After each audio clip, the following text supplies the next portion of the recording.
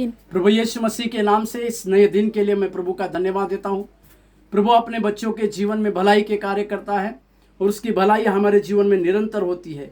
हर एक दिन परमेश्वर के वचन के साथ रहना, परमेश्वर के वचन को अपने जीवन में अंगीकार करना, ये हम सब लोगों के लिए एक लाभदायक बात है। आज भी आप लोगों के लिए एक उत्साहित करने वाला वचन जो भजन संहिता का पत्री उसके 132वें अध्याय के 18वें वचन में, भजन संहिता का पत्री उस 132वें अध्याय उसके 18वें वाक्य में जिसमें लिखा हुआ है, मैं उसके शत्रुओं को तो लज्जा का वस्त्र पहनाऊंगा परंतु उसके सिर पर उसका मुकुट शोभायमान होगा। यह उस व्यक्ति के जीवन की कहानी है जिसे परमेश्वर एक विजेता के रूप में देखता है।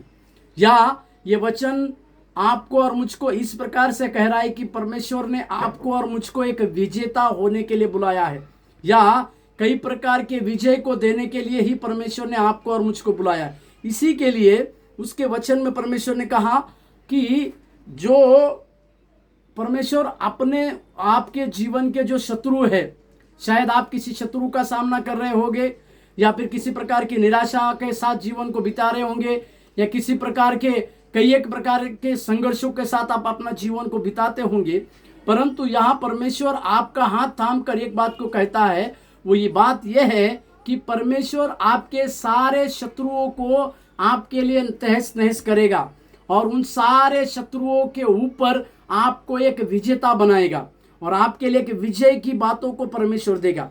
कितने महान परमेश्वर को आपने और मुझको पाए हैं। और उसके दूसरे भाग में वो शत्रुओं को तो लज्जित करेगा ही, परंतु उसके दूसरे भाग में लिखा हुआ है वो उन लोगों के ऊपर उनका मुकुट शोभायमान रहेगा। मतलब जिन लोगों के जीवन में कई प्रकार के संघर्षों के साथ शत्रु ने उनको नीचे गिराने की कोशिश की होगी, परंतु परमेश्वर उनको नीचे गिरने नहीं देगा, परंतु उनका मुकुट हमेशा शोभायमान रहकर परमेश्वर उनको ऊंचे रीति पर रखेगा, ऊंचे स्थान पर रखेगा। मेरे प्यारों, आज के सवेरे के समय में शायद आप लोग किसी प्रकार के संघर्ष का सामना करते होंगे। शत्रु कई प्रकार की बातें आपके लिए रुकावट का कारण करता होगा, परंतु उस विजय देने वाले परमेश्वर के नाम से मैं आज आपको एक परमेश्वर का उस वायदा को स्मरण कराता हूं कि वो आपके सिर को फिर से शोभायमान करने जा रहा है। आज के सवेरे के समय में परमेश्वर आपके सिर को फिर से शोभायमान करेगा और सब लोगों के सामने आपको आपका मस्तक को ऊंचा करेगा। इसी प्रकार के साथ हम आज के दिन की शुरुआत करने पाए। प्रभु आपको आशीष दे। धन्यवाद।